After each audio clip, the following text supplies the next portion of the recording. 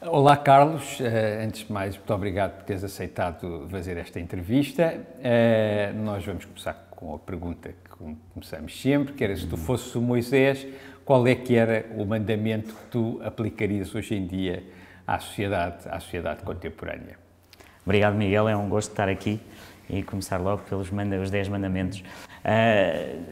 Eu diria que dos mandamentos, dos 10 mandamentos, talvez aquele mais importante hoje na sociedade é não enganar o outro, não é? E eu acho que isso, o mundo Nunca digital... ninguém tinha dito isso. Não, porque eu acho que é o mundo digital. Nós vivemos esta transformação entre um mundo que era físico, puramente físico, e um mundo digital. E o mundo digital, de certa forma, veio amplificar a mentira e o enganar o outro. E, portanto, essa banalidade da mentira vai fazer com que aqueles que se querem diferenciar para mudar o mundo são aqueles que são fiéis à verdade, não é?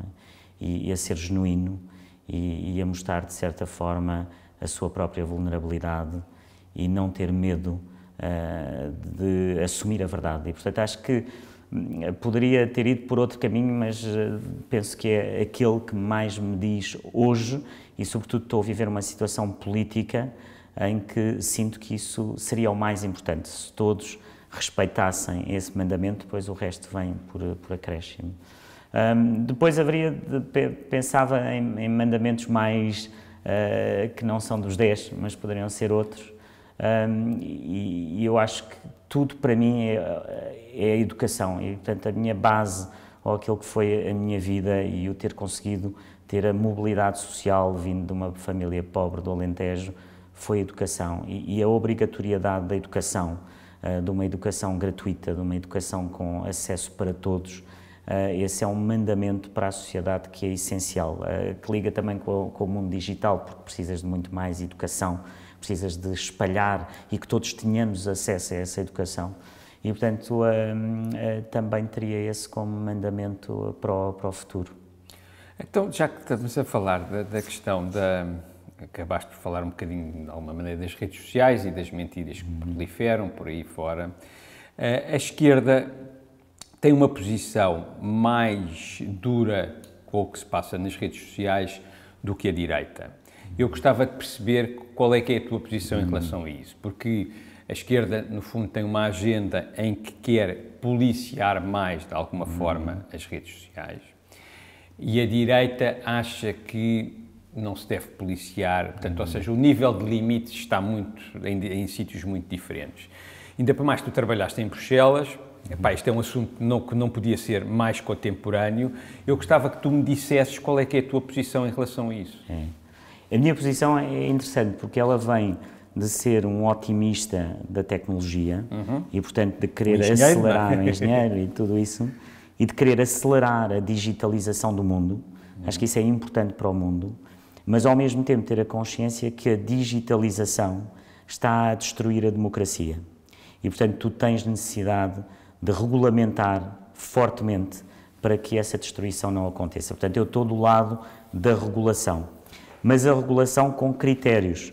Ou seja, o que eu vejo muitas vezes na esquerda é uma esquerda que quer ter o critério da sua superioridade moral. E, por exemplo, dizer o Twitter ou o Facebook fizeram muito bem em banir o Trump. Eu não sei se fizeram, porque abres a porta a poder banir com uma decisão que é de uma empresa privada. Ou seja, há uma empresa privada com um poderio enorme que pode dizer: este político não pode estar na internet. Mas, ao mesmo tempo, permite que o Ayatollah do Irão esteja no Twitter. E, portanto, esse double standard, essa capacidade que às vezes a esquerda tem de olhar para as regras, mas do ponto de vista de uma superioridade moral que só vem da esquerda, no fundo está a deturpar as próprias regras. E eu acho que o campo político que eu represento é o campo político das regras com critérios, mas sem superioridade moral. E isso é muito difícil, mas foi aquilo que lutei sempre durante os 5 anos de Bruxelas, foi conseguir definir regras que fossem critérios claríssimos em relação ao digital. Dá-me exemplos. Por exemplo, o primeiro critério que desenvolvemos na altura, que era o critério de eu sou o dono dos meus dados, porque os meus dados são parte da minha dignidade. eu posso decidir que quero vender os meus dados. E, por exemplo, a margem mais à esquerda do Parlamento Europeu não concordava com isso, porque os dados, para uma visão da esquerda, não se podem vender. A minha visão é que eu, como pessoa, posso ter essa escolha, mas eles são meus e, portanto, eu olhava para os dados como eu tendo uma conta bancária em que aqueles são os meus dados e eu faço o que quiser com esses dados. Como vendemos a nossa imagem para um anúncio de publicidade. Ou assim. Exatamente, mas com as regras que eles são meus, ou seja, a pessoa humana ao centro. E, portanto, as regras que construímos na altura, em relação ao digital, vinham muito desse princípio. E era o princípio de tu poderes dizer, olha, eu agora tenho os meus dados da internet, mas amanhã não quero ter os meus dados da internet, portanto, eu posso recuperá-los. E, portanto, essa foi sempre mais a minha visão. E depois a segunda visão, que é que estas grandes gigantes da internet vão ter chegar a um ponto em que a lei da própria concorrência europeia, ou no caso americano, vão ter que dizer que estas empresas são grandes demais. E, portanto, vamos chegar a um ponto em que elas vamos ter que as partir e vamos ter que as dividir, porque aqui o problema é de monopólio total. Ou seja, uma empresa hoje como o Facebook, como a Uber, como todas estas empresas tornaram-se monopólios, como se tornaram no passado a Bell Company, que depois foi dividida nas famosas Baby Bells, como a própria Microsoft, que teve também que se adaptar ao mundo e continuar a ser uma grande empresa. E, portanto, é interessante porque a pessoa ter uma visão mais de centro-direita liberal também implica ter uma maior responsabilidade nas regras e que elas sejam para aplicar e que sejam duras, de certa forma. Portanto, sinto-me mais nesse campo das regras. E, portanto, na questão, por exemplo, do copyright, não é? Que foi uma questão que também tratei muito na União Europeia. Se nós queremos ter jornalismo de qualidade, se queremos ter arte, se temos que ter cultura, nós temos que pagar por isso. E, portanto, como é que o YouTube ou todas estas plataformas dizem que não é problema delas? Ou seja, se agora o YouTube começar a divulgar esta nossa entrevista, quem é que está a pagar pelo teu trabalho? Quem é que está a pagar pela tua criatividade? Ninguém. Não me faz sentido. Ou seja, vamos passar aqui um momento que todos achávamos que era tudo gratuito para um momento em que vamos ter que pagar pelo conteúdo. E isso vai acontecer nos próximos 10 anos, porque senão vamos deixar de ter produção artística. Vamos começar a ter pessoas que produzem para as massas, que não pensam muito, que é o imediato e que, no fundo, fazem isso de maneira quase gratuita porque também não estão a criar grande coisa. E, portanto, aí posiciono-me ideologicamente, vá lá, no campo das regras para estas áreas. E o que é que tu fizeste, porque isso dizia-te respeito enquanto comissário, não é? O que é que tu deixaste feito nesse... Porque há duas questões, não é? A primeira questão, e é engraçado porque parece que os papéis se invertem, não é? Que é, no fundo, a direita a querer dizer que não devem ser as empresas privadas a decidir quem é que é banido da sociedade ou das redes sociais e, penso eu, não quero dizer uma coisa que tu não concordes, que deve ser o Estado a decidir, não é? Porque o Estado, eventualmente, são as pessoas que o elegem, que são as pessoas que decidem, então, quem é que é banido ou não e quais são as regras para se banir e não uma Twitter, ou um Facebook, ou um Instagram, ou o que for, não é? Acho que é isto, sem não é? dúvida. Pronto. E que é um bocado, que no fundo parece que a esquerda está quase a defender as empresas grandes e, neste caso, muitas delas monopólios, e vocês estão com uma posição mais de que não, isto deve ser uma coisa que os primeiros ministros, os ministros, que esses sim têm legitimidade democrática, devem poder regular sobre, não é? O que é que tu fizeste, duas coisas, o que é que tu fizeste durante o teu mandato enquanto comissário, e outra coisa, uma coisa que já te diz menos respeito, é o que é que tu achas que vai mesmo acontecer em termos concretos? Achas que vai ser mesmo possível ir cobrar dinheiro a essas empresas, não só em impostos, porque há uma parte que é aquela questão deles, depois os impostos são todos pagos e acabam todos nos Estados Unidos, ou na Irlanda ou em Inglaterra, e a ação está a ser feita em Portugal, em Espanha, não sei, não é? Isso é uma coisa. E a segunda, interessa-me imenso, que é esta história do copyright. Como é que se consegue fazer com que o YouTube então pague? Porque o YouTube paga, mas, por exemplo, um bom exemplo é estas entrevistas. Estas entrevistas já têm mais de 300 mil visualizações E eu acho que devo ter ganho 4 euros.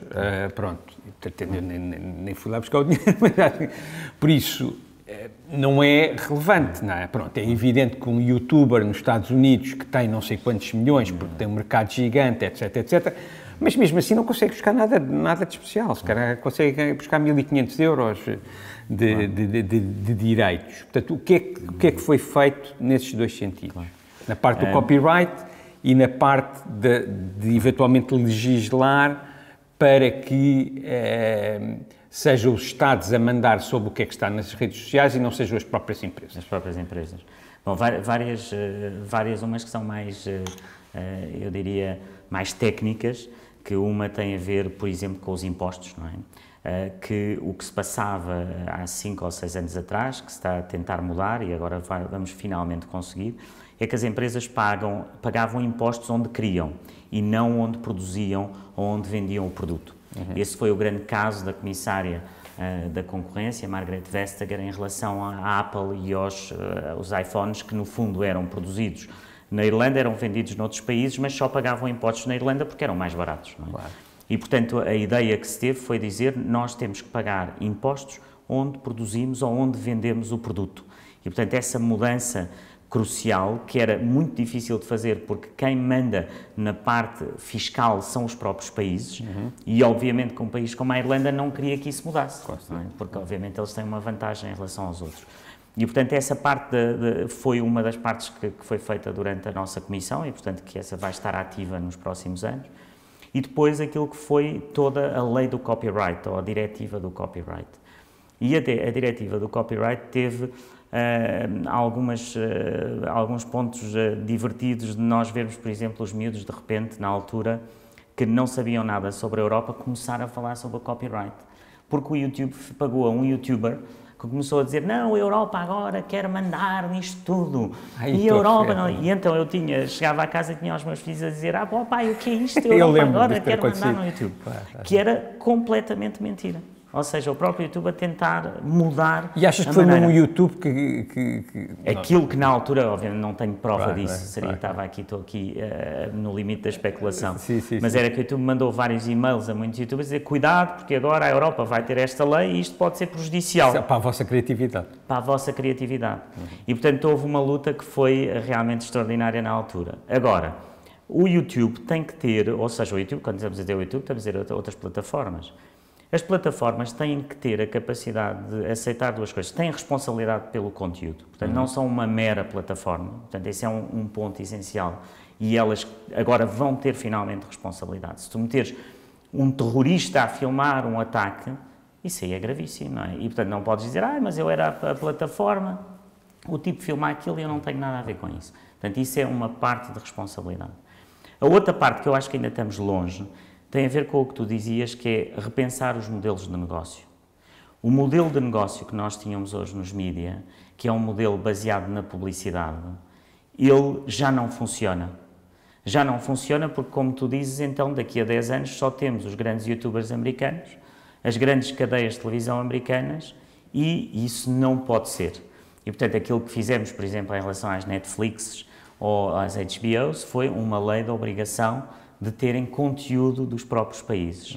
E o que nós estamos a ver agora, com o efeito de uma coisa que é uma lei europeia, que é muito interessante, é ver que de repente as pessoas estão a ver filmes de outros países que nunca tinham visto. Claro, estamos a ver séries espanholas ou séries francesas. E aí tens o grande motor para esse lado, é o motor francês, porque os franceses sempre tiveram muito cientes da cultura como um valor que se tem que apostar, que se tem que investir e que se tem que proteger, sobretudo em relação às grandes potências. E os franceses fizeram muito forcing na altura para que isso acontecesse. E hoje estamos a ver os frutos disso. Estamos a ver a Netflix agora em Portugal, estamos a ver a HBO, a fazer coisas que os portugueses nem sequer tinham acesso, quer dizer que vão fazer um episódio de uma série com 1 milhão de euros. Claro. Quando uma série em Portugal custava 20 mil, ou 30 mil, ou 50 mil, custava não sei. 50 mil por episódio. 50 mil por episódio, não é? É interessante como pequenas mudanças na lei estão a ter efeitos positivos no mundo em que vivemos. A grande questão, que eu acho que nenhum de nós ainda tem solução em relação aos mídia, é dizer, nós começámos por ter um modelo de internet em que toda a gente podia ler tudo, não é? Como é que desse modelo em que tu ofereceste às pessoas, as pessoas se habituaram, passas a um modelo em que as pessoas têm que pagar para o conteúdo? E essa transição está a ser feita, só que ela está a acontecer de uma maneira que prejudica os mais pequenos. É que se eu for o Financial Times ou se for o New York Times, eu tenho leitores, tenho 7 billion, tenho 7 mil milhões de pessoas. Se eu for, como tu dizes, o Miguel Nabinho, como é que eu vou monetizar da mesma maneira? E, portanto, eu acho que é aí que nós ainda estamos nessa mudança de paradigma e que vai ser uma mudança em que, se nós não protegermos os países que são mais pequenos, os países que têm uma língua diferente, então nós vamos perder essa língua e vamos perder essa criatividade. E, portanto, como é que nós o fazemos? Temos o que fazer através da lei e da regulamentação, isso eu não tenho nenhuma dúvida. E acho que o exemplo do Netflix e do HBO são um bom exemplo de uma regulação europeia que está a ter efeitos. Eu acho que o único problema que tem a regulamentação em relação a questões como ao processo que se está a passar com a HBO e com a Netflix é que realmente o dinheiro entra dentro dos países, os técnicos ganham com isso, a economia do país ganha com isso, mas, no fundo, as séries que são produzidas nesses países estão muito reféns da cultura e do cinema dos Estados Unidos. É verdade. Portanto, e isso é a caixa, pronto, isto aqui é uma parte, eu nem costumo falar muito nisto das entrevistas, mas é se tu falares com os produtores de cinema em Portugal, eles vão dizer assim, epá, mas é que assim, isto parece que está a correr tudo bem, mas os artistas portugueses não estão a ter acesso à voz, só os técnicos é que estão. Claro, isso é verdade, porque realmente o casos bastante paradigmáticos de séries da Netflix, que eram séries feitas por produção nacional que não tinham grande interesse e eles, no fundo, aplicam uma receita, não é? E essa receita, para ser vista, no fundo, é sempre a mesma. E isso faz parte da indústria, mas eu acho que é preferível nós termos uma Beatriz Batarda, um ator português que de repente é visto por milhões e milhões de pessoas, mesmo que a receita seja discutível e que tenhamos, do que não ter. Ou seja, porque isso dá um acesso brutal a um ator, dá-lhe um acesso a estar num mercado mundial que ele nunca poderia ter. É um bocadinho como ser comissário europeu, não é? Para um país como Portugal, ter um comissário europeu é ter um lugar à mesa dos grandes. Se Portugal não estivesse na União Europeia, não podia ter esse lugar à mesa. Estando na União Europeia, tem esse lugar à mesa, mas olha, tem que se sentar como aos outros, também não pode dizer tudo aquilo que pensa naquele dia, tem que se adaptar às regras do outro, mas tem o lugar à mesa. E eu acho que esta lei veio trazer esse lugar à mesa a pessoas que nem sequer tinham lugar à mesa. E tu começas a ver hoje atores portugueses entrarem em séries americanas ou séries de outros países, porque depois aquele tipo é muito bom. Olha, vamos buscá-lo, pode entrar aqui nesta série. E isso acho que tem sido muito positivo. Agora, como tudo, não há soluções, não há milagres, não há soluções perfeitas. Já que estamos a falar, eu ia entrar na Europa muito mais tarde, mas já que estamos a falar da Europa, queria que me dissesses qual é a tua opinião, até porque estiveste lá dentro e estiveste na Comissão, como comissário, portanto, num dos 3 organismos mais poderosos, não é? Depois tens o Conselho e o Parlamento, acho que são estes 3, não é? Como é que tu vês o futuro da Europa? És otimista? És um federalista? E são várias perguntas ao mesmo tempo. Como é que tu vês? Para onde é que as coisas achas que vão andar e até onde é que podem andar?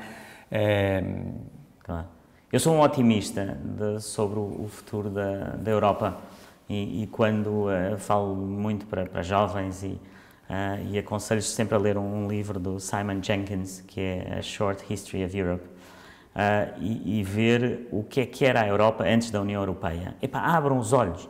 A guerra dos 100 anos, a guerra dos 30 anos, a guerra dos 9 anos, que eu nem conhecia a aprender no livro. E veja, isto era a guerra constante, a luta tudo constante. Não é? E eu conto sempre uma história que me tocou imenso, porque ainda consegui, antes dela morrer, um dia cruzar-me com a Simone Weil. E a Simone, com ela? Ainda cheguei a falar com ela, ela já morreu agora há uns anos, mas tive a oportunidade de ver numa conferência em que estava o Macron. E ela dizia, quando ela foi Presidente do Parlamento, o secretário-geral dela, portanto, tens o tipo que é o mais importante na parte técnica, que é o secretário-geral do Parlamento, e ela era a Presidente do Parlamento. ela tinha estado num campo de concentração, não é? Portanto, ela tinha a marca, tinha os números da Auschwitz. E o secretário-geral era um alemão. E, portanto, como é que uma mulher que, a seguir à guerra, campo de concentração, e depois vai trabalhar em equipa com um alemão, que era um homem do establishment alemão, não é? Uhum. E eu acho que quando a pessoa pensa 5 anos depois da guerra, não estamos a falar aqui de que se forma este sonho, estás a falar em 1950, não é? Schuman diz, epá, olha, vou fazer aqui uma coisa, vamos juntar a produção de aço e de metal e tal, porque assim já não vamos andar à guerra, porque sabemos o que é que um produz e o que é que o outro produz.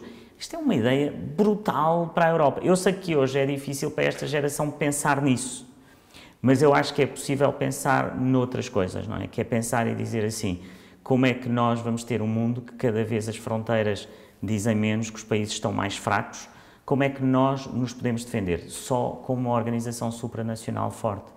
Porque tu hoje os problemas que tens, sejam a cibersegurança, mesmo a pandemia, um grande exemplo, tu que vais estar sozinho, como Portugal, a negociar as vacinas com uma empresa como a Moderna, sem teres o apoio da União Europeia. Eles ouvem-te porque tu estás na União Europeia. Depois até podes fazer ali um negócio à parte. Eles dizem, agora vamos vender só tal a esta. Mas é porque sabem que tu fazes parte de um grande clube. E, portanto, a única maneira para o futuro de nós sermos alguém é realmente fazer parte de uma organização supranacional, que neste caso, no nosso caso, é a Europa. O Enrico Letta, antigo primeiro-ministro da Itália, que eu gosto muito, isto é as minhas amizades de esquerda, que eu gosto muito, dizia sempre, na Europa há 2 tipos de países, os pequenos e os que ainda não sabem que são pequenos. Okay. E se tu pensares nisso, a Alemanha é 1% do planeta em termos populacionais, portanto a própria Alemanha é um pequeníssimo país. No mundo não é nada.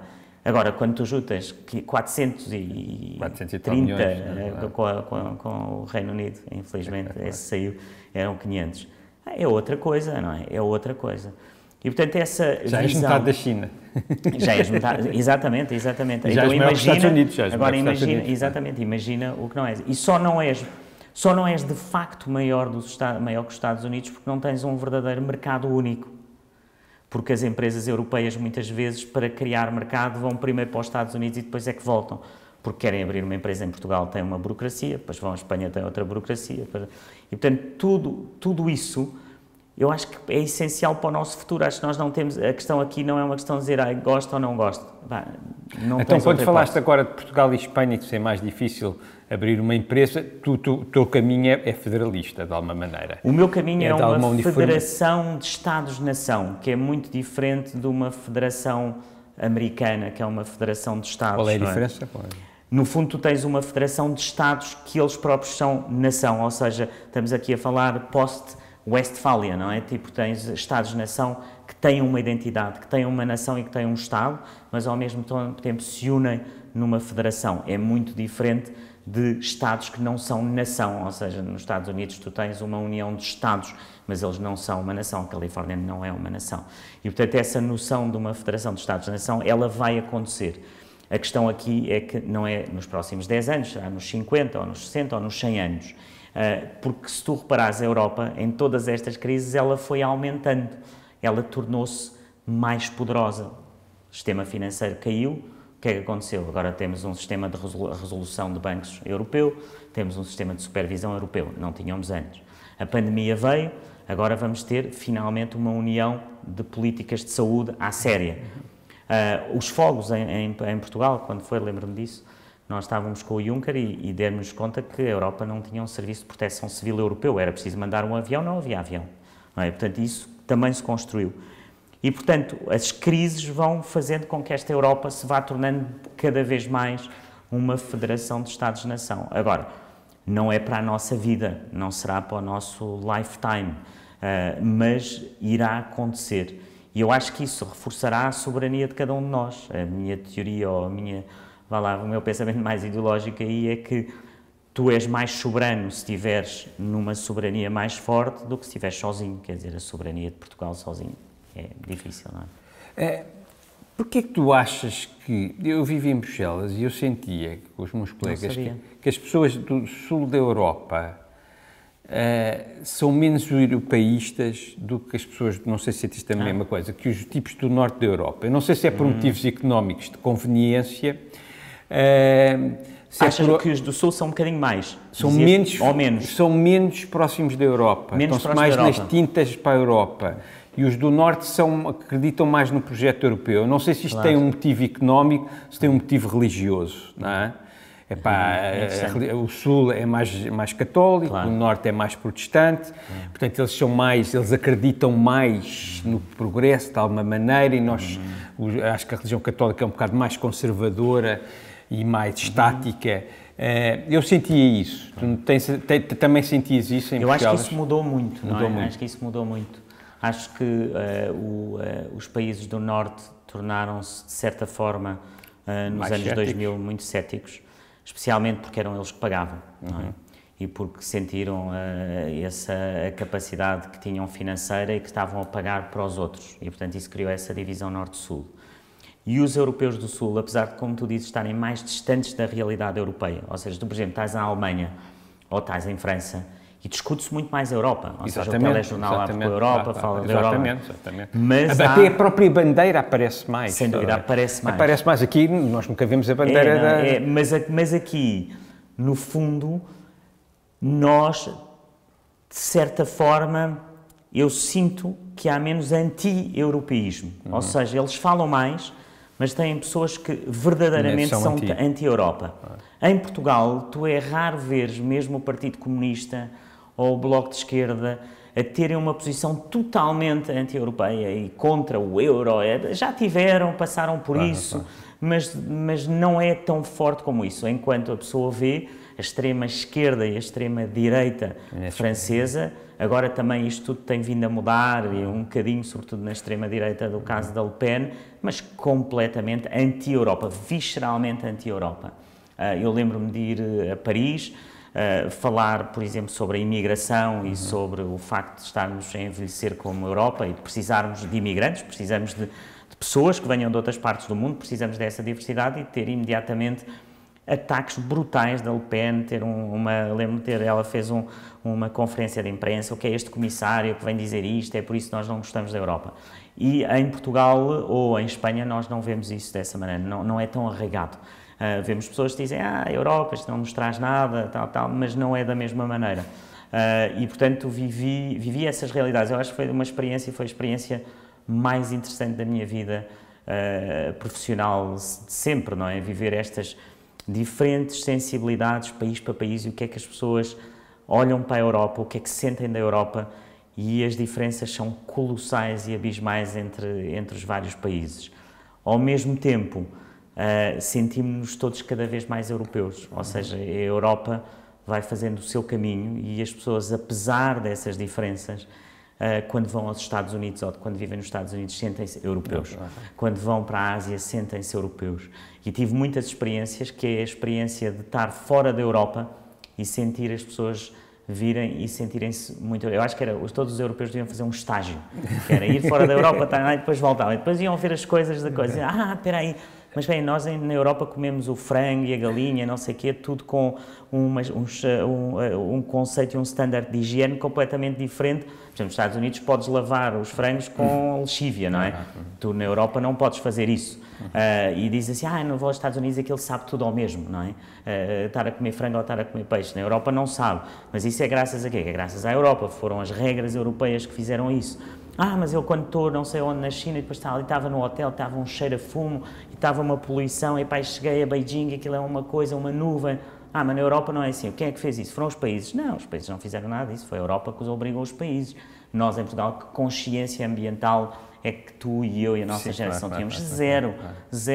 Quem é que trouxe essa educação e essa consciência ambiental? Não foram os partidos portugueses, foi a Europa que trouxe isso para Portugal, para os nossos filhos, e eu acho que no fundo eu senti-me sempre tão europeu fora da Europa, não é? É um bocado essa sensação que temos todos. Só para acabarmos esta questão da Europa, eu acho que de alguma maneira a parte simbólica é sempre muito importante para construir as coisas. Eu acho que se calhar, por exemplo, agora eu outro dia vi, isto é totalmente verdade, mas acho que vai haver representantes nos Jogos Olímpicos na parte de surf que vão representar a Europa. Pronto, acho que tenho ideia que o Frederico Moraes vai representar a Europa e não vai representar Portugal. O Tomás está ali a dizer que sim. Isso eu acho que se calhar era importante também, não é? Porque a parte simbólica acaba por ser sempre muito importante, que vai de encontro ao que tu estavas a dizer, tu te sentires europeu e sentir que que vale a pena ser europeu e que a nossa cultura vale qualquer coisa e que influenciou o resto do mundo. Isso foi dos encontros mais extraordinários que tive na vida, foi com um filósofo inglês que era o Jonathan Sacks, que já morreu e que era o chefe da Igreja Judaica inglesa. E ele falava muito sobre os temas da identidade. E tinha esta ideia de que se a tua identidade for forte, se tu tiveres consciência da tua história, tu não tens medo do estrangeiro, tu não tens medo do outro. E que a Europa, por ser realmente esta coleção de Estados-nação com tantos anos e com tanta história, nós deixamos de contar a história aos nossos filhos. E ao deixares de contar a história, eles têm mais medo, de certa forma, do outro. E eu acho que nunca apostámos verdadeiramente nessa identidade europeia. Portanto, acho que nós, quando olhamos para a Europa, o que é que falhou? Falhou a cultura, falhou esse sentimento de identidade. E tu vês isso, os Estados Unidos, agora vamos esquecer a parte do Trump. A experiência de ir aos Estados Unidos era entrar num táxi, entrar num sítio qualquer, e qualquer pessoa, fosse quem fosse, te contava a história. Dizia, olha, teve ali o Kennedy a discursar e foi ali que ele disse o que é que tu podes fazer pelo teu país. Foi ali que o Luther King... E, portanto, essa história era contada pelas pessoas, para as pessoas. E na Europa, isso não acontece. É como se nós já devíamos saber isso e, portanto, não vale a pena estar a contar. E ele tinha muito este ponto. E então eu trabalhei muito com um homem que é um barítono português, que é o Jorge Chaminé, que eu não sei se tu ouviste falar. É um homem com uma voz linda, é um homem, um grande barítono português, que está a fazer uma coisa extraordinária em Paris, que é o Centro Europeu da Música, na antiga casa da Pauline Viardot, uma grande cantora.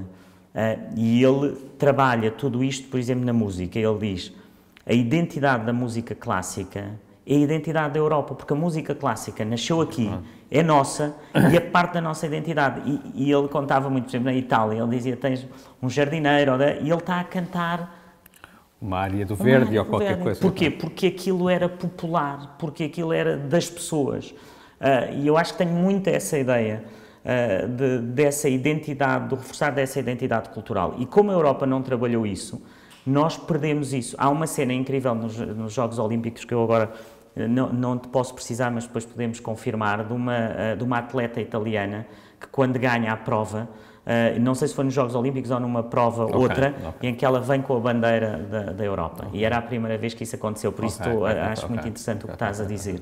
E esses símbolos, essa identidade, a bandeira, o hino europeu, são parte dessa história que deve ser desenvolvida para a Europa e que deve ser trabalhada. E, portanto, se eu tivesse agora que fazer escolhas de budget europeu, eu punha um budget enorme nessa área da identidade europeia, da antropologia do eu europeu. O que é isso? E lembro-me dos meus filhos irem para Bruxelas. Porque acho que isso resolvia muita coisa, não é? Tudo. O programa Erasmus é fundamental, não é? Exato, mas depois tinhas que ter nas escolas. Os teus filhos vão à escola, alguém lhes ensina o que é a Comissão Europeia, o que é o Parlamento Europeu, o que é que é. Ninguém sabe o que é. E a culpa não é das pessoas, não é? A culpa é nossa. E, portanto, este sentimento da identidade europeia era aquilo que nos poderia ter feito lidar, de certa forma, estou aqui a exagerar o argumento para que ele seja perceptível, que é o problema com os refugiados, quando nós tínhamos os refugiados, porque as pessoas tinham medo. Porquê é que tinham medo? Tinham medo porque, no fundo, não tinham uma identidade forte. E, portanto, eu sou muito contra esta ideia do cancel culture e do cancelar a nossa cultura e de estar agora já não falamos do passado. Porque isso fragiliza a nossa própria identidade. Ou seja, nós somos aquilo que somos e os erros dos nossos antepassados. Ou seja, se tu tiveres um antepassado que fez muito bom, mas que também que teve a responsabilidade na parte dos escravos, é o que foi, era a história, era aquele contexto.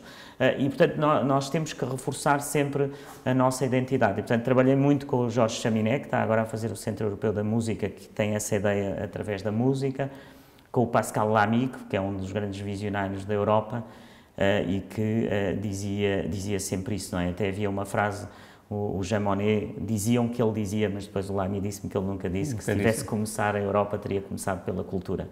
Mas parece que ele não disse bem exatamente isso. Mas se não disse, como dizem os italianos, é bem... Poderia ter dito. Então, olha, vamos mudar agora, vamos ao princípio, que já devia ter começado há meia hora, que é, tu vens de Beja, não é? De uma família comunista, não é?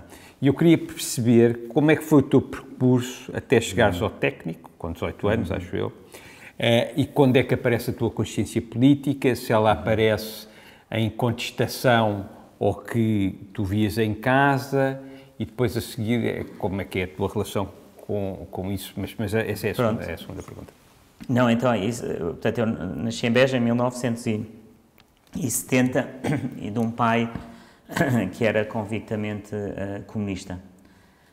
Um homem de grande inteligência, jornalista, em que me ensinou de muito novo a argumentar e a falar e a, de certa forma... Tramoço, conhecimento disto. Não, mas é verdade. E nós tínhamos grandes discussões. Sim.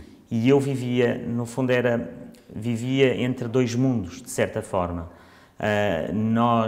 O meu pai, no fundo, as cidades na altura, uma cidade como Beja, eu vivia num bairro em que viviam mais os médicos, mais a alta burguesia, e o meu pai, no fundo, era o único comunista do bairro. E, portanto, eu tinha uma visão que era a visão que me contava o meu pai, daquilo que era o mundo como ele o via, e com as dificuldades que tinha tido durante a ditadura, e sobretudo isso é que o tinha marcado, não era? Claro. Um jornalista que não podia falar, que o lápis azul riscava o que ele escrevia, e, portanto, todo esse trauma. Mas depois tinha também a visão daquela pequena burguesia que queria montar o seu negócio, que alguns eram os chamados retornados que vinham da África e que eram a iniciativa privada. E, portanto, vivia um bocadinho aqueles dois mundos e comecei a perceber aqueles dois mundos e a ter ideologicamente uma posição que era, eu estou de acordo com o meu pai sobre a proteção dos mais frágeis, mas eu acho que se nós não damos valor à iniciativa privada, também não os podemos proteger. E, portanto, as minhas discussões com o meu pai era assim, pai, eu tenho essa humanidade que tu dizes, mas ao mesmo tempo eu tenho também esta visão de que para podermos ajudar aqueles que estão mais frágeis precisamos ter um sistema dinâmico, económico e ver, olha aqui o nosso vizinho que tem ali uma loja e que tem aqueles problemas todos e que não consegue montar a loja e que agora não pode contratar aquela pessoa e que tem estas dificuldades, não tem flexibilidade. E, portanto, eu nasci um bocadinho, de certa forma, entre esses dois mundos, não é? Mas sempre com dificuldades, porque eu tinha mais dificuldades do que os outros do bairro, não é? Portanto, eu não tinha uma bicicleta e os outros tinham uma bicicleta, o meu pai tinha um jornal, o jornal vai à falência, era o Diário do Alentejo, portanto, vivi realmente uma dureza daquilo que é estar ali no limite, ou seja, chegar ao fim do mês no limite daquilo que se podia gastar lá em casa. E portanto, isso fez parte, de certa forma, da minha juventude, e depois vou para o liceu e tinha muitos amigos que eram da Associação de Estudantes, que era uma associação de estudantes que, no fundo, ganhava, vá lá, a facção mais ligada ao PSD. Mas que era o Liceu de Beja, portanto tinha ali mais a burguesia de Beja e conseguia, portanto eles é que ganhavam as eleições. E convidavam-me sempre para ser parte das listas e eu nunca o fazia pelo meu pai, porque achava, ok, eu tenho estas ideias, mas o meu pai é jornalista, é aqui uma figura da terra, se eu vou entrar aqui nisto vou-lhe causar uma chatice. E portanto pus a política de certa forma no meu cérebro num cantinho e depois era bom aluno. E, portanto, ia fazendo as minhas coisas, venho para Lisboa, vou para o técnico, vou para a iniciativa privada, mas, de certa forma, tinha sempre em mim alguma ideia daquilo que era a política para o meu pai, que era ajudar os outros.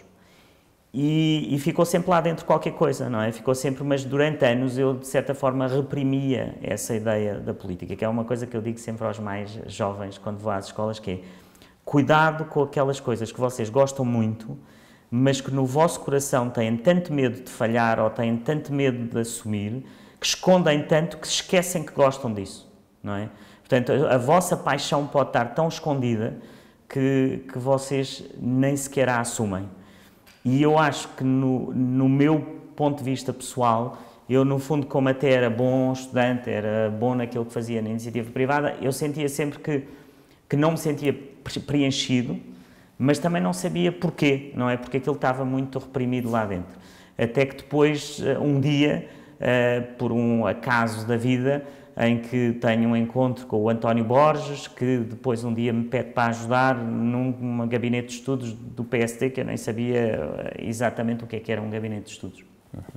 E então é aí que eu vou mais para a política, na altura era a Manuela Ferreira Leite, e começo a ter um bocadinho o feeling do que era ajudar na política. E dou-me conta que a política tinha muito pouco conteúdo, ou seja, a política era a comunicação, mas que não tinha o conteúdo necessário, não é? O trabalho do conteúdo. E, portanto, pensei, bom, onde é que eu posso aqui contribuir? É no conteúdo.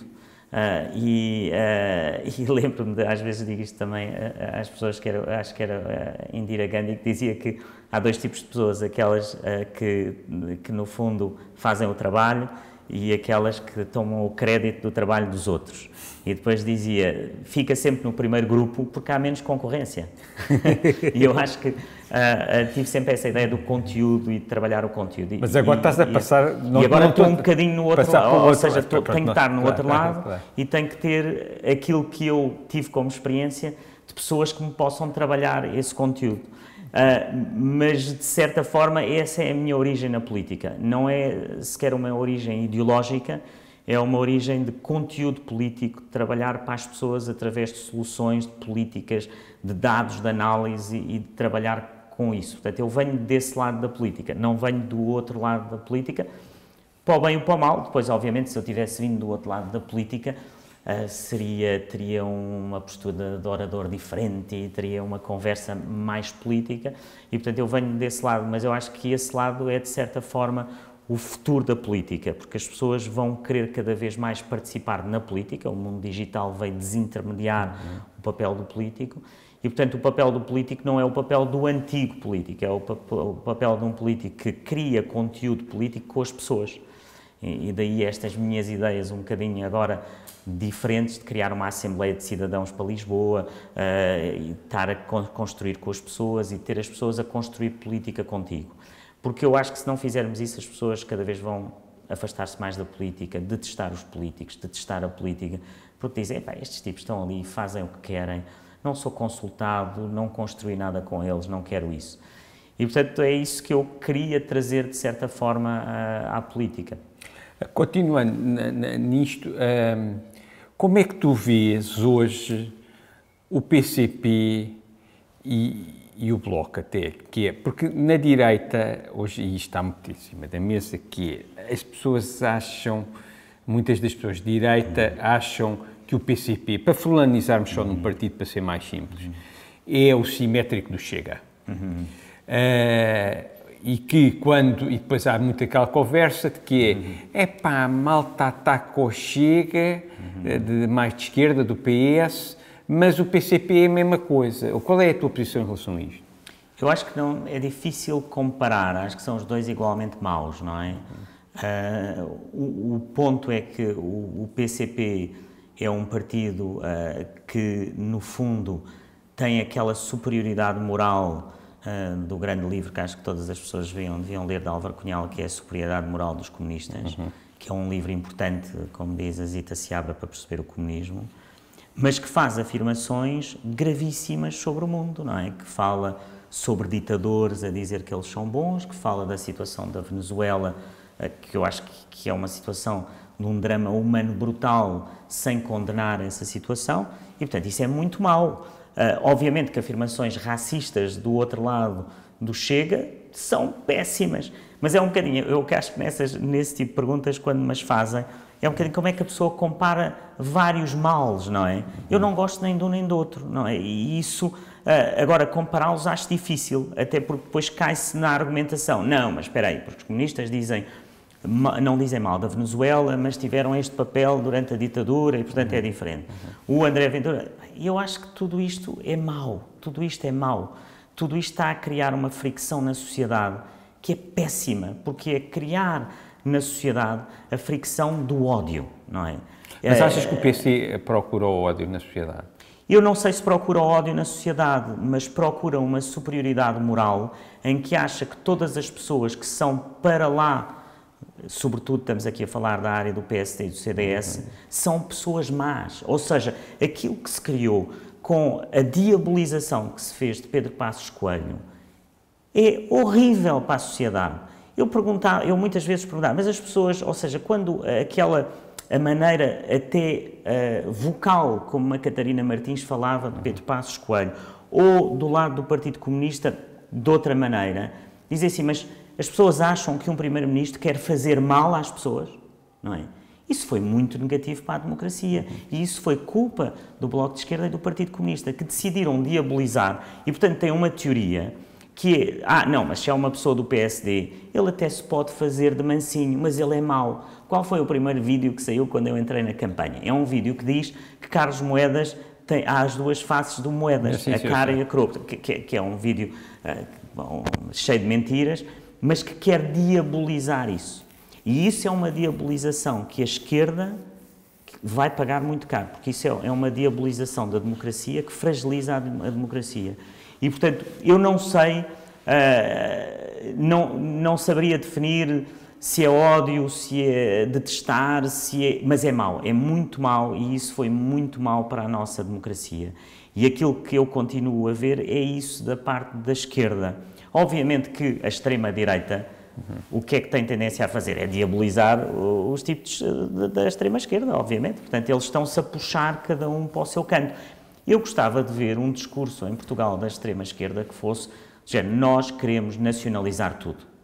Pronto, esse era um discurso. E depois eu diria, bom, olha, eu de direita, de centro-direita, acho isso mal porque não vai funcionar, aqui estão os meus argumentos. Eles diziam, não, mas nós temos estes argumentos.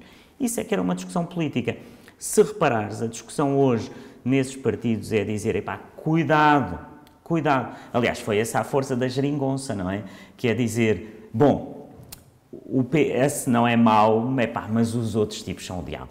E, portanto, nós vamos aceitar um pacto, entre aspas, com o diabo, porque os outros são muito piores e os outros são terríveis para a sociedade. E isso custa-me como pessoa, exatamente porque tive um pai comunista. E o meu pai, naquele comunismo da altura, ele não diabolizava o outro. E, portanto, este meu ataque a esta esquerda do Bloco e do Partido Comunista tem a minha parte histórica. É que o Partido Comunista, que o meu pai tinha a visão dele, não era essa. Não sei se era o próprio partido, eu era muito miúdo e na altura ainda haveria, o Partido Comunista ainda haveria mais diabolização. Mas o comunismo ou a ideologia que eu via no meu pai, que era um jornalista, o meu pai era capaz, eu lembro, nós íamos para a praia e ele levava o jornal O Diário e levava o jornal O Diabo. E, portanto, ele lia os dois, porque era jornalista e achava que devia ler os dois. E, portanto, quando me perguntam a imagem do meu pai chegar à praia da Zambujeira, quando a Zambujeira não era o que é hoje, para a Zambujeira dos anos 70 era uma Zambujeira em que nem sequer, ainda me lembro bem de ir para a Zambujeira e não havia ainda sequer sistema de saneamento básico na Zambujeira. E ir com o meu pai e o meu pai e as pessoas dizem, oh Moedas, tu estás a ler o Diabo, és um fascista. E ele, não, sou fascista, tenho que ler o Diabo e tenho que ler o Diário. Não é? E eu acho que é isso que se está a perder, de certa forma, no mundo de hoje da política. E agora, pegando no que tu estavas a dizer, tu não estás disponível para vender a tua alma ao diabo. Isso nunca. Até porque não tenho necessidade disso. Eu queria perceber, portanto, sabes onde é que eu estou a chegar, queria perceber como é que seria a tua relação com o Chega se houvesse necessidade para ser... Eu sei que para seres Presidente da Câmara basta teres mais um voto do que outro, mas depois para conseguir fazer coisas, às vezes é preciso apoios. Qual é que é a tua posição? É a posição de chegar a um acordo? É a posição de dizer só, vocês façam o que quiser da vossa vida, eu vou fazer o meu plano, não sei o quê. Se vocês quiserem, mandem-me abaixo, não quiserem... Qual é a tua posição? A minha posição aí é diferente, que é exatamente, se quer fazer ou pensar numa nova maneira de fazer política, primeiro, se eu envolver as pessoas a montante na criação da solução, e se eu depois, em vez de diabolizar alguém fizer exatamente o contrário, que é pegar na proposta e ir-me sentar com o vereador comunista, com o vereador do Chega, com o vereador do PS e negociar com todos de maneira igual, eu acho que tenho soluções. Porque o governo local, ou, eu diria o poder local, é muito diferente de um poder de um governo legislativo, é um poder para resolução de problemas muito concretos. E, portanto, eu acredito que, mesmo que eu não tenha a maioria absoluta, que eu posso discutir com todos de igual para igual. E é engraçado porque o Nuno Cruz Abcacis já tinha essa visão sobre o poder local e foi um grande presidente da Câmara. Ele falava com todos e tratava por tu todos, que era uma coisa engraçada que me contaram no outro dia, era um homem muito informal para aquela época, sobretudo, que eles também tratassem ele por tu. E eles também o tratavam por tu, não, eles também o tratavam por tu, mas o Nuno Cruz Abcacis era um homem de capacidade de estar a negociar desde o vereador comunista ao vereador do PS e ele encontrava as soluções. Portanto, a minha maneira aí não é uma maneira de dizer não hostilizarei ninguém. Queremos resolver um problema da cidade. Ou seja, por exemplo, a ideia, eu quero construir uma sala de ensaio, uma sala de teatro por freguesia. Isto não é ideológico, quer dizer, eu espero ter a capacidade de convencer vereadores que estão fora da minha ideologia política a acreditarem que isso é bom para a cidade, porque nós hoje temos estes miúdos que não conseguem ter sítios para ensaiar, para fazer um espetáculo, portanto, esse tipo de coisas. Depois haverá momentos em que tens políticas que podem ser mais ideológicas e aí a coisa pode falhar, obviamente. Mas eu não sou, ou seja, é engraçado porque esta entrevista tem esta parte ideológica. Acima da ideologia, para mim está a resolução dos problemas, sou um pragmático, ou seja, acima das ideologias e, portanto, nesse aspecto não tenho problemas em falar com todos e, portanto, é o que eu vou fazer. Em relação pá, eu, como tu sabes, esta entrevista não é muito acerca da tua candidatura à Câmara de Lisboa. Não, mas podes falar à vontade. É só porque estamos a falar à vontade e vou... Claro. E esta questão aqui está de se aplicar à Câmara como ao país, que eu, na minha visão, que eu tenho da sociedade e de Portugal em particular, acho que Portugal, nos últimos anos, tem caminhado para cada vez estar mais estatizado, mais dependente do Estado. E não é só as pessoas com rendimentos baixos, é as empresas que estão dependentes do Estado, tudo está dependente do Estado. E eu acho que isso não é bom. Eu acho que isso não é bom porque isso faz com que não haja competição, não haja uma série de coisas que fazem com que as coisas andem para a frente e que, nomeadamente, se gere mais riqueza, tanto para os mais desfavorecidos, como para os mais ricos, para toda a gente em geral. Como é que tu resolves este problema? Eu tenho uma ideia de que o governo em que tu participaste, do Pedro Passos Coelho, eu já tive uma ideia muito mais negativa, hoje em dia não tenho uma ideia tão negativa sobre a vossa governação, mas acho que há uma coisa onde falhou, foi na reforma do Estado. Sim. A reforma do Estado ficou na gaveta, acho, do Paulo Portas, e ainda lá deve estar, eram 20 e tal páginas, acho eu, não sei o quê. E depois há sempre esta desculpa, mas é que a gente estávamos desesperados com a questão da Troika, e depois já lá vamos, e não conseguimos ver mais nada. Eu tenho sempre a ideia que é como me dizem, quando me dizem assim, em relação ao racismo. Não é que o racismo temos que resolver o problema dos mais pobres e mais não sei o que mais. Não, podem-se resolver vários problemas ao mesmo tempo. Podem-se fazer várias coisas ao mesmo tempo. E eu acho que aí vocês falharam e neste momento vocês estão reféns desse vosso falhanço, porque a sociedade tornou-se ainda mais estatizada e quando se torna mais estatizada, o PSD perde votos, porque as pessoas estão mais dependentes. E por isso eu queria perceber o que é que tu farias em Lisboa ou em Portugal se um dia fores Primeiro-Ministro. Em relação a como é que resolves este problema? Não, é verdade, esse ponto, é verdade que o tipo de reforma que era necessária teria que ser feito logo no início, porque depois, mais para o fim, era difícil. E é uma reforma que, de certa forma, por causa dos ciclos políticos, estás a falar? Por causa dos ciclos políticos e que depois realmente são reformas que têm que se fazer no princípio. E elas têm que se fazer não só no sentido que as pessoas imaginam essa reforma, e isso é que eu acho que falhou, que era a ideia que as pessoas tinham da reforma da esquerda era, isto é para despedir pessoas. Não é? E eu acho que a reforma mais importante que tu tens que fazer é a de conseguir dar ânimo às pessoas e orgulho de trabalhar na função pública. Essa é a primeira. Porque se tu não fazes isso, tu nunca vais conseguir ter um sistema que é funcional. E eu acho que isso falhou redondamente em todos os governos. Falhou redondamente em governos de esquerda, que a única coisa que pensam que é a negociação salarial, e em governos de direita que pensavam, bom, isto tem muita gente e que agora vamos ter que reduzir as pessoas, e portanto muitas dessas reduções obviamente eram necessárias e foram necessárias, e elas foram feitas porque não havia outra maneira de o fazer, e portanto foram feitas na altura em termos dos funcionários públicos. Mas para mim o mais importante hoje é que o sistema público está muito atrasado em relação ao sistema do privado. Portanto, tu tens no fundo um Portugal do privado e um Portugal do público.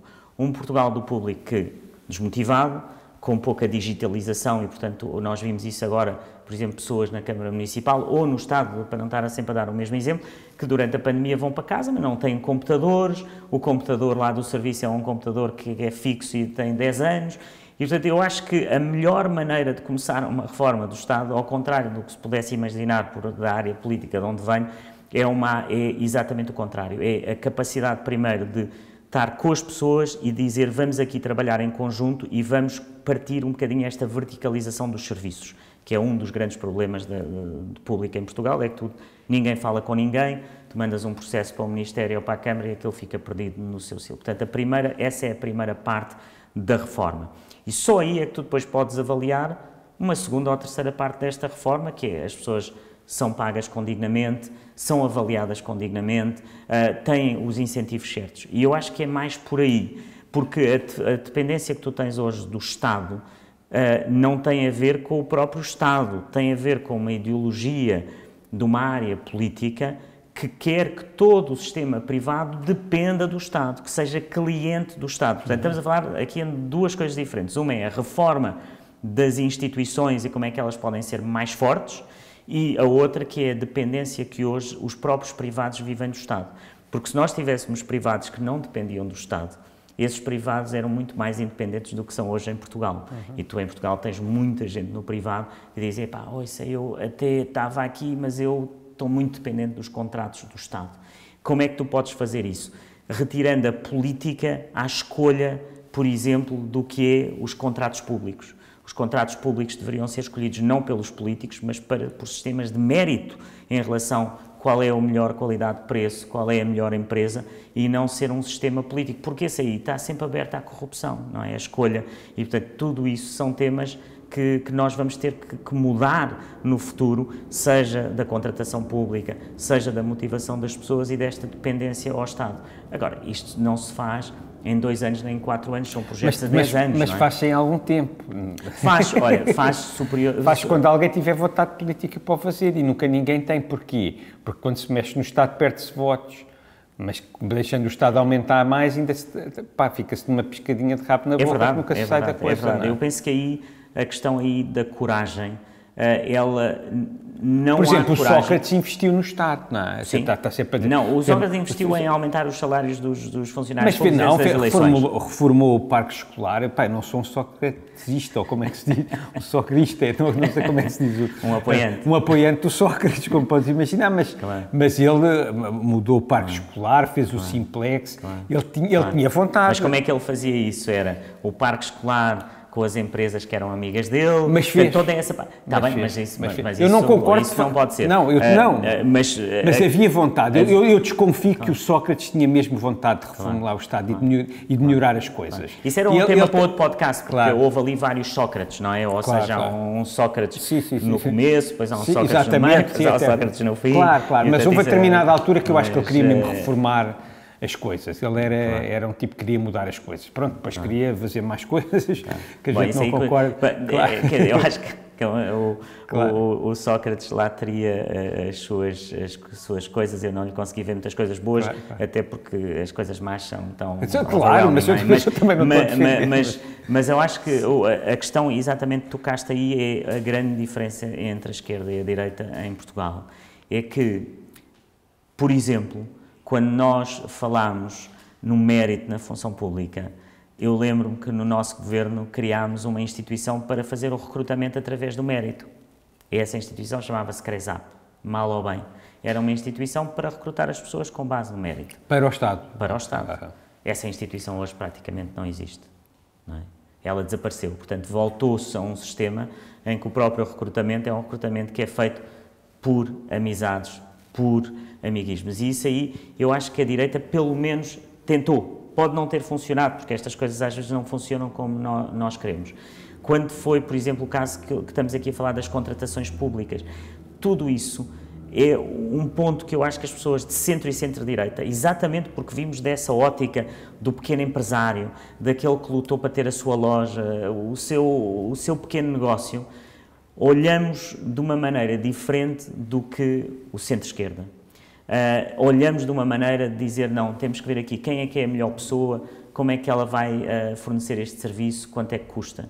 E eu acho que isso foi uma das coisas que de miúdo, estávamos aqui a falar, que me atraiu para esse lado, porque eu senti que o PSD era um partido que tinha esse tipo de pessoas, não tinha as pessoas que eram os carreiristas da política, que só faziam política, não é? Achas que isso ainda é verdade hoje em dia no PSD contemporâneo?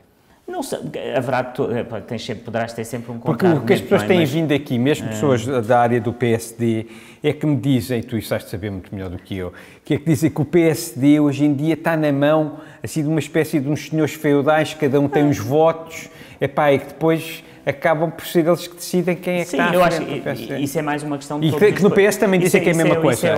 Dizem que é a mesma coisa. O descontentamento com a política, as pessoas, no fundo, que tinham qualidade académica, que eram bons profissionais, foram-se afastando da política e, portanto, deixaram a política odeia ao vazio e, portanto, ficaram lá outros, mas isso eu acho que é em todos os partidos. É em todos os partidos.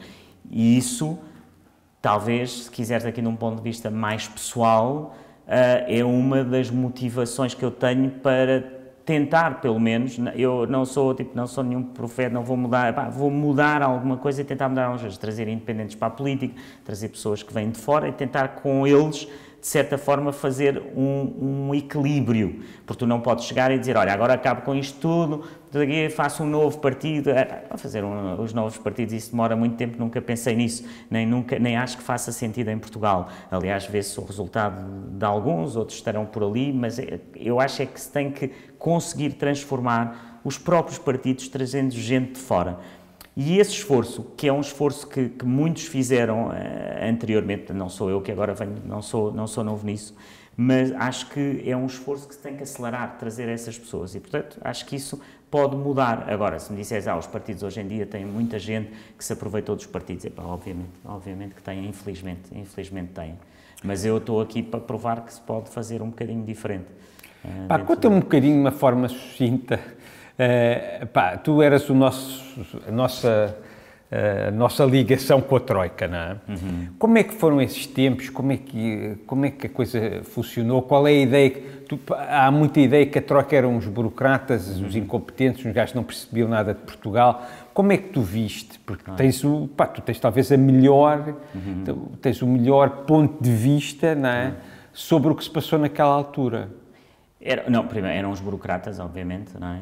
E, portanto, tinham muitas vezes uma visão que não era adaptada à realidade do país e isso para mim, foi das maiores lutas, que é quando tens uma pessoa que acha que aplica a receita e ao aplicar aquela receita, ela funciona em todos os países da mesma maneira. E, portanto, o meu trabalho era um trabalho também de tentar moldar à situação que estávamos a viver e à situação do país. Portanto, houve situações, obviamente, caricatas. E, sobretudo, porque nós não as podíamos contar, não é? As discussões que tínhamos com a Troika não as podíamos contar. Havia aquela coisa, mas porquê é que não são mais? E se eu fosse ele, ia lá dizer à Troika? Não é? Isso não fazia sentido nenhum em termos negociais.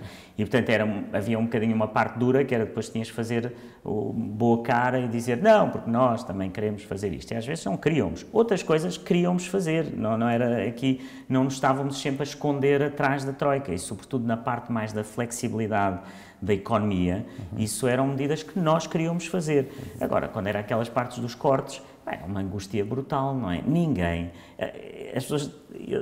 Nenhum político, no seu certo sentido, não lhe apetece dar dinheiro às pessoas. Não tirar dinheiro. Não lhe apetece, ou seja, o contrário, o político apetece-lhe sempre dar dinheiro, ninguém lhe apetece retirar ou cortar dinheiro às pessoas, ou dizer, olha, agora vamos fazer aqui, vamos cortar os salários dos funcionários públicos. Alguém pensa que alguém queria fazer isso. Ninguém queria fazer isso. Fazia isso porque não havia outra saída na altura. Portanto, esses momentos eram duros, porque, no fundo, a tua cara era identificada com aquela escolha, mas não tinhas outra, não havia outra.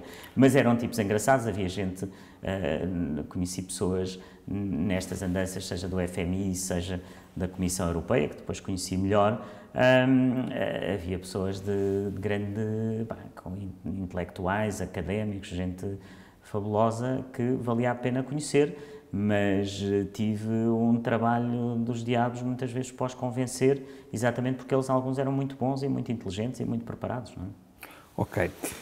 Agora, para chegarmos um bocadinho ao fim da entrevista, queria falar aqui um bocadinho, tu já falaste sobre o cancel culture, queria falar exatamente sobre racismo, Me Too, políticas de género, etc. Queria perceber um bocadinho qual é que é a tua posição em relação a isto, porque as pessoas do PSD, inclusive o Rui Rio, diz que acha que não há racismo estrutural em Portugal. Até podemos começar por essa pergunta. Tu também achas?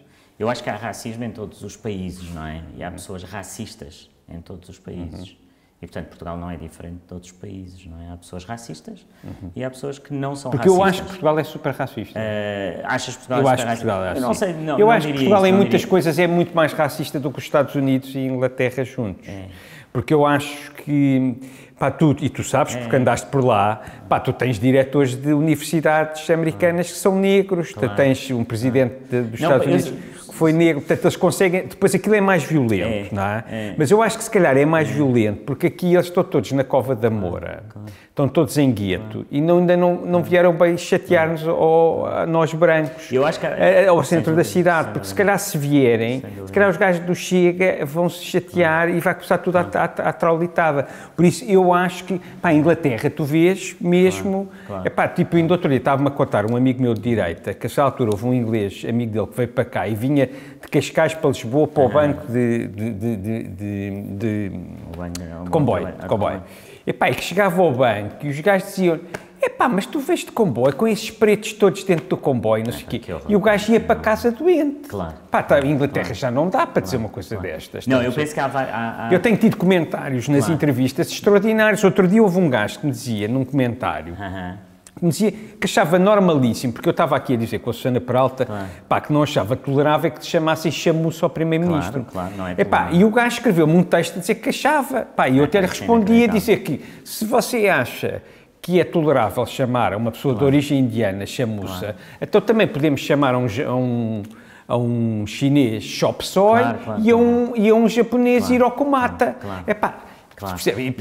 Mas isso acho, o que tu dizes é outra coisa que é totalmente verdade. Há menos consciência em Portugal. Há menos consciência. Não sei, há menos consciência daquilo que se diz, do verbalizar. E concordo contigo num ponto. A linguagem perpetua o racismo. Completamente. E isso é gravíssimo. E eu costumo dizer, e porque tenho amigos que vêm a Portugal, que uns são africanos, outros de vários pontos e com várias religiões. E o que eles dizem, que é uma coisa que também me dói, é dizer, os portugueses, ele não teve consciência do que disse, não é? E eu acho que isso é pena, é preciso consciencializar as pessoas que essas coisas não se dizem. Mas lá ver, tu estavas a contar esse exemplo. Há um exemplo extraordinário durante a Troika, não é?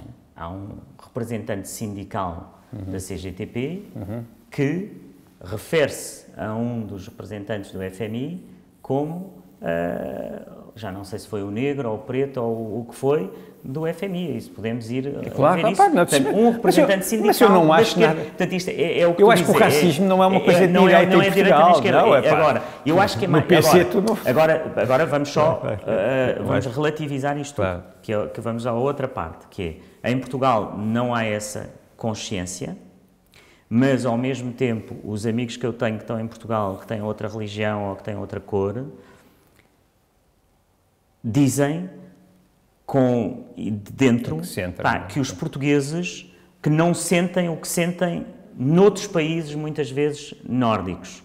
Ou seja, o português, apesar da linguagem, depois nos factos não é racista, ou seja, ele diz isso, mas depois tem um amigo e trata a pessoa bem e portanto, ou seja, as pessoas não sentem isso... Somos mais inconsequentes, como em tudo. Talvez nesse aspecto inconsequente. Diz a coisa, mas depois as pessoas sentem-se bem cá. Repara, nós tivemos esta lei extraordinária de aceitar que todos aqueles que têm ascendência judaica no passado venham para Portugal. E eu vejo a sociedade portuguesa, acha bem, não há problema, mas depois pode na linguagem dizer uma coisa qualquer que não faz sentido. Enquanto, quando se vai para países como a Hungria, como a Polónia, e aqui obviamente estou a dizer isto com muito cuidado, porque não quero ofender ninguém que venha desses países, porque tenho também bons amigos que vêm desses países, mas aí o antissemitismo, o anti-islamismo é de uma violência e diria, de um nível que Portugal não tem. Portanto, no fundo, sim, é verdade que de todos os países que eu viajei e andei pela Europa, Portugal não tem esse nível, vá lá, de racismo, mas obviamente tem pessoas racistas e tem pessoas, como tu dizes, que dizem coisas inconsequentes, mas que não estão bem, que são horríveis, que são intoleráveis e que não se pode dizer. Não se pode dizer isso do Primeiro-Ministro, como muitas vezes ouvi falar sobre a mulher do ex-Primeiro-Ministro, quer dizer, isso não se pode dizer. Tu és a favor de cotas? Sou a favor de cotas. Eu já fui, no meu passado, achei que não era necessário. E sei que durante... Pá, mas não fazes cotas, não, peraí, estou a fazer a história. Há 10 anos atrás eu achava não é preciso. Pronto, há 10 anos atrás. Até que um dia, numa conferência com a Christine Lagarde, em que ela falava sobre isso, e ela própria bem dizia que historicamente não tinha sido a favor. Mas que se não houvesse cotas, isto demoraria 300 anos a corrigir. E, portanto, eu sei que é um tema... O ideal era ir sem cotas. E ela chegou lá sem cotas, obviamente, no caso da Christine Lagarde. E, portanto, ela própria dizia... Eu agora estou aqui a falar até do ponto de vista de uma mulher, não é? Que eu acho que nós também, homens, às vezes estamos a falar de coisas que não estão na nossa pele. E, portanto, estou a falar... E essa conversa que fizemos com a Christine Lagarde deixou-me, realmente, pela argumentação dela, dizer, não, nós temos de ter aqui cotas. E essas cotas são necessárias. E eu vejo isso... na política, em que, no fundo, mesmo com cotas nas listas, se vêem poucas mulheres ainda. Exatamente. Porque, no fundo, é como nas empresas. O que é que as empresas fazem? É assim, é para pôr cotas, então pomos cotas, mas pomos os executivos da empresa todos homens e os não executivos todas mulheres. Na política vamos pôr cotas, sim, mas pomos os cabeças de lista todos homens e elas lá para trás, não é? E, portanto, mesmo isso, às vezes, não funciona. E portanto sim, mas pode já funcionar. Fui, eu só estava a querer fazer historicamente, já fui contra, hoje sou a favor. Agora é interessante também veres isso, não sei, nos comentários ao teu podcast, porque em Portugal ainda há uma grande resistência às cotas e, portanto, claro, as pessoas, que é muito diferente de outros países. Há mais resistência em Portugal. Muito mais em Portugal. E eu vi isso porque quando eu escrevia sobre a minha paixão, não falámos hoje aqui muito, que é a diversidade cultural, a diversidade das pessoas para a criatividade e para a inovação e, portanto, para a produtividade e para sairmos desta estagnação que temos, precisamos disso. Quando falo nesses temas em Portugal, sinto muito mais resistência até das mulheres. Claro. Ou seja, há muitas mulheres que dizem não, e portanto, a pessoa sente-se como homem. Eu sinto um bocadinho, olha, sim, eu acho que deveria ser assim, mas eu não sou mulher. Eu gostava de estar, não me consigo meter realmente nos sapatos de uma mulher e dizer o que é que ela pensa. Aquilo que te posso dizer é que na Comissão Europeia tinha muitas mulheres que vinham de países e nós tínhamos sempre nas reuniões, havia um equilíbrio, sempre se tinhas um grupo, chamavas um grupo, havia um equilíbrio entre homens e mulheres. E muitas me diziam uma coisa que me marcou, que era dizer, olha, é fantástico estar aqui, porque você não sabe o que é estar numa reunião e ser a única mulher. E eu dizia-lhes, eu até sei o que é isso, porque eu fui imigrante e, portanto, eu sei o que era estar em França, numa reunião, numa grande empresa e ser o único português. Portanto, e isso é uma vivência que eu consigo relacionar. E elas diziam, quando há um grupo que estão mais mulheres, eu sinto-me mais à vontade para participar, diziam elas, não é? Claro. E com razão. E eu acho que ainda temos pouca sensibilidade para o tema em Portugal e, portanto, temos que o trabalhar e eu estarei do lado de fazer esse trabalho. mas acho que é um país que ainda vive num paradigma em que nós temos tantos outros problemas para resolver que eu percebo o ponto que muitos chegam aqui e dizem mas isso nós resolvemos depois. Temos que resolver ao mesmo tempo. Ao mesmo tempo. Para acabar, então vamos falar exatamente do que estavas a dizer agora, que eu acho que talvez seja a coisa mais importante que eu ouvi, e agora podemos falar um bocadinho sobre a Câmara, que eu ouvi que tu disseste sobre o que tens para Lisboa, que é a questão da diversidade, de arranjar polos de criatividade, etc. O que é que tu pensas sobre isso e o que é que tu pensas fazer sobre isso, seja em Lisboa, se fores eleito, seja em Portugal, se um dia fores primeiro-ministro? Eu acho que o segredo da inovação, portanto, o segredo do bem-estar é a produtividade e o segredo da produtividade é a inovação. E o segredo da inovação é a diversidade. Claro. E porque nós todos temos tendência, como seres humanos, a estarmos com as pessoas que são parecidas connosco. E isso é simpático, mas não consegue criar nada de diferente, porque todos pensamos da mesma maneira.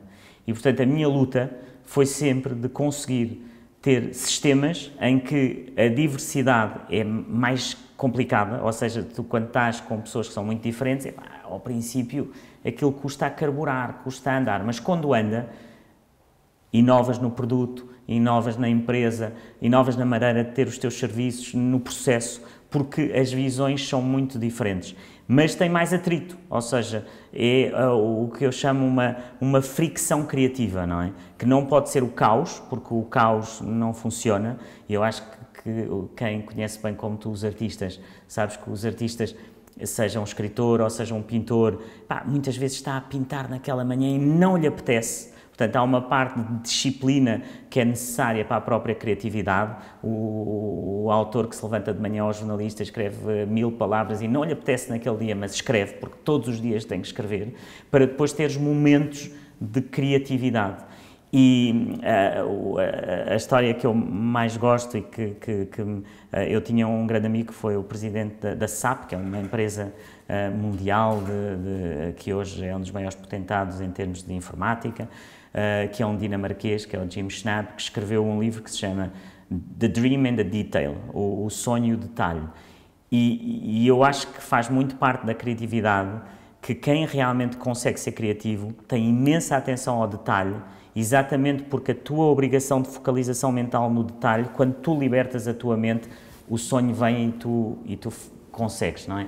E eu acho que aquilo, quando eu olho e digo assim, eu quero fazer uma Assembleia de Cidadãos em Lisboa, e no outro dia, e dizia ao Miguel Sousa Tavares, no outro dia numa entrevista, que queria que fosse uma escolha aleatória das pessoas. E ele dizia-me, mas isso não funciona, a escolha aleatória, pois aquilo podem ser um conjunto de pessoas que não funcionam. E cientificamente está provado que é assim que funciona. Exatamente. Tu, obviamente, ao fazeres aleatória, há pessoas que vão dizer, olha, eu não quero fazer isso, não me chateio. Está bem, passas para o outro, fazes outra. E quando tens a escolha aleatória, deixas de ter as forças das minorias ativistas e começas a ter realmente aquilo que é a cidade e o padrão da sociedade. E isso eu sei que é um challenge brutal, é um desafio brutal que eu me estou a meter, mas acho que é importantíssimo para esse desafio da inovação, que é aquilo que faz a produtividade e que nos faz crescer. E Portugal, de certa forma, tu dizias há pouco e com razão, as pessoas, eu tenho amigos que dizem assim, os franceses, não sei o quê, ou os americanos, agora podemos fazer, eles sim são muito racistas, não é? E eu digo assim, não, os franceses têm 5 milhões de muçulmanos. E, portanto, o peso na sociedade francesa é muito superior e, portanto, nós não podemos comparar Portugal, porque Portugal não tem essa mesma percentagem de outra religião. Quando Portugal tiver essa percentagem de outra religião, nós vamos ver a reação dos portugueses. Eu espero que seja melhor, mas não sei, não faço ideia. E portanto, isto aqui não é Israel, nós não somos o povo eleito. Não, exatamente, não somos de todos. Os chosen few. Não, exatamente, de todo. E, portanto, eu, ao estar a pensar a cidade, estou a pensar a cidade exatamente nesse lado da diversidade. Não porque é uma coisa engraçada ou porque é ideológica, mas é aquilo que eu vi nas cidades em que tu te levantas de manhã, como eu digo, e tens um buzz no estômago, não é? Que levantas de manhã e queres ir à luta, queres ir produzir, queres ir fazer coisas.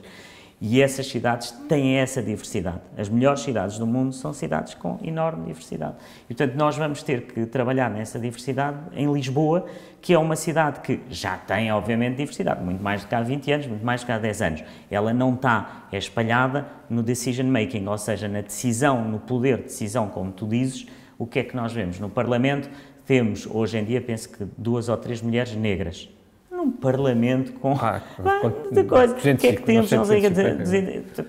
Como é que estão? Não pode ser, não é?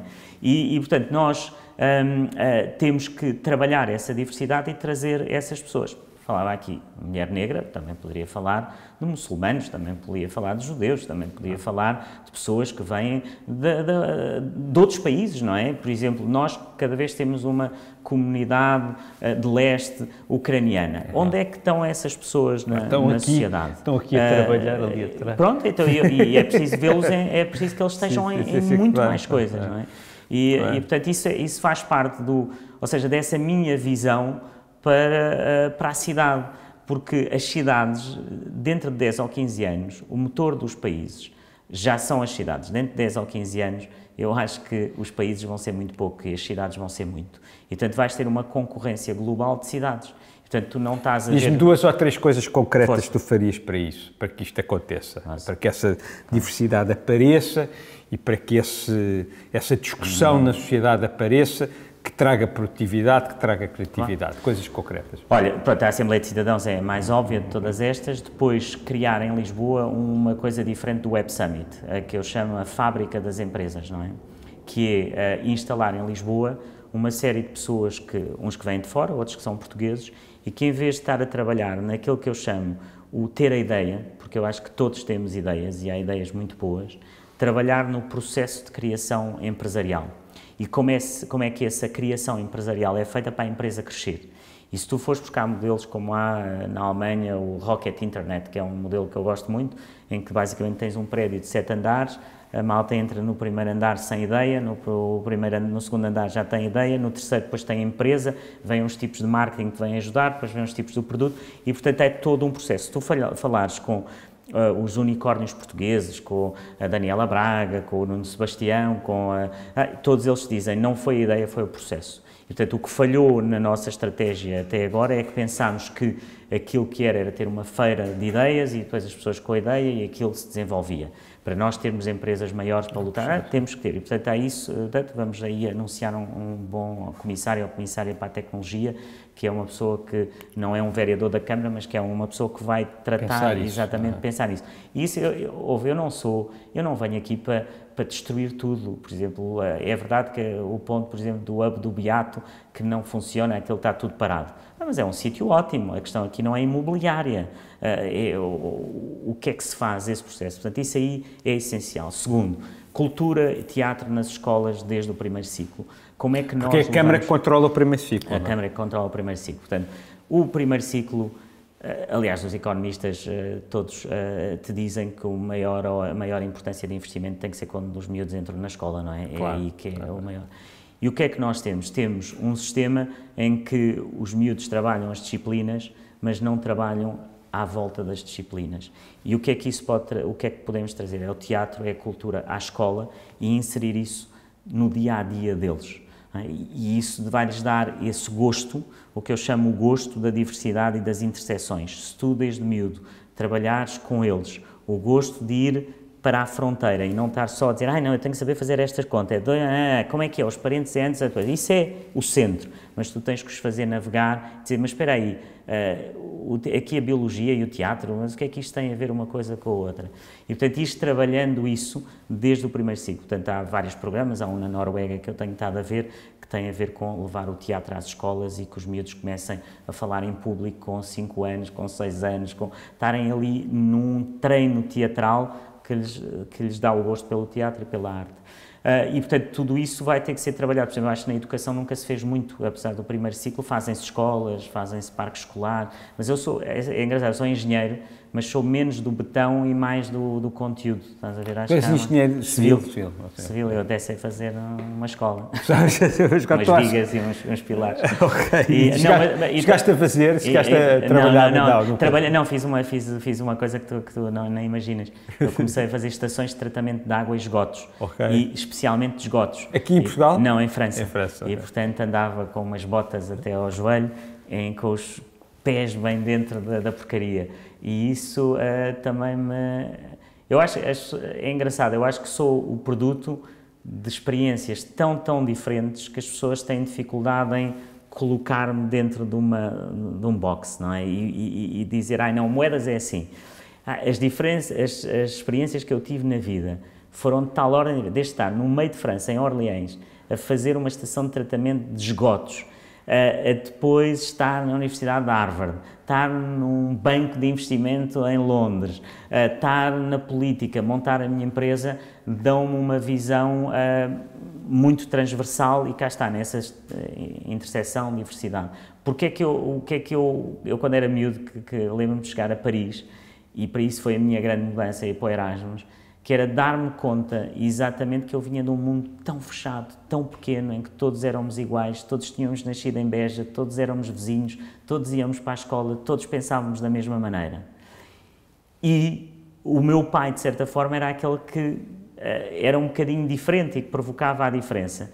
E eu, quando chego à França, sinto-me, de certa forma, em casa, num Paris que é uma cidade da diversidade, ou seja, cá está, tipo, não falamos em França, falamos em Paris, é a cidade que tens tudo, não é? Tens o português que está lá e que está numa galeria de arte, mas também tens o pedreiro, mas também tens o tipo que vem da Ucrânia, e tudo isso deu-me um gosto enorme pela diversidade, e portanto acho que é uma das grandes marcas da minha vida, é o gostar de pessoas diferentes, é o gostar de pessoas, é o gostar de casar pessoas diferentes, ou seja, de pôr pessoas diferentes incómodas. Eu às vezes tenho que fazer encontros em que um amigo muito diferente de outro e depois pô-los ali e sentir o incómodo, não é?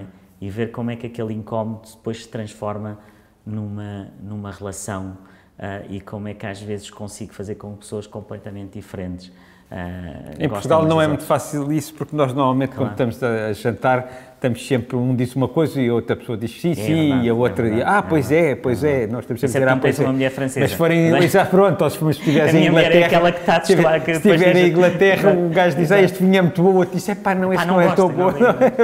Isso é uma coisa muito engraçada. São sociedades mais combativas. Sabes quando eu tinha, isto agora até pode dizer, já não estamos a gravar, ou não sei se estamos. Estamos a gravar, que é, eu lembro-me, a minha mulher, quando chegámos a Portugal, dizia assim, nós vamos a um jantar e está toda a gente de acordo. Em França, tu vais a um jantar e nós vamos ao jantar para estar em desacordo. Não é? E ela dizia, mas os franceses às vezes até podemos estar, tu estás a dizer uma coisa e eu só pelo o gosto do argumento, eu vou dizer coisa ao contrário, não é? E vou-te dizer que não estou de acordo. E eu acho que isso é mau para a inovação e para a criatividade. Sem dúvida. No fundo, o teu cérebro, de certa forma, fica... É bom para relaxar, é bom para relaxar. Por isso é que eles também, os franceses, os ingleses, os alemães, gostam tanto de vir para cá. Não, completamente, adoram isto. Mas digo-te uma coisa, isso, Lisboa, é o que esta cidade... Talvez não tenhas porque tu és de cá, não é? Mas eu cheguei aqui em 1988, isto não era nada disto, não é? Não havia estrangeiros, o único restaurante japonês era o Jade, ao pé da veterinária, o único restaurante de pizzaria era a Pizza Hut, que abriu nos anos... Claro. Portanto, não havia... Hoje, a pessoa vê uma Lisboa completamente eu lembro de abrir o McDonald's, eu lembro de ir ao estrangeiro comer McDonald's. Isso era... E eu acho que isso é fantástico. Agora, ainda não estamos a potenciar esse talento como devíamos. Temos muita gente cá que gostava de potenciar. Eu vi isso na Gulbenkian, não é? Ter gente que vem bater à porta e dizer, isto não vou contar aqui nenhuma indiscrição, mas tipo um estrangeiro que vem à Gulbenkian e diz, ouça, eu acho que os vossos bilhetes aqui são tão baratos, eu sou um tipo com dinheiro, eu quero-vos fazer aqui uma doação. não é? E vir, e as pessoas dizem, mas quem é esta pessoa e tal, e vem ele, eu quero-vos doar dinheiro para fazer isto e tal. E as pessoas dizem, fantástico, isto era uma coisa que não acontecia há anos atrás, e termos aqui muitas pessoas que poderiam estar a participar na sociedade e podíamos estar a galvanizar, que no fundo que pode acontecer que vão ficar nos seus próprios guetos da sua própria cultura, e isso é importante que Lisboa não deixe que isso aconteça, não é?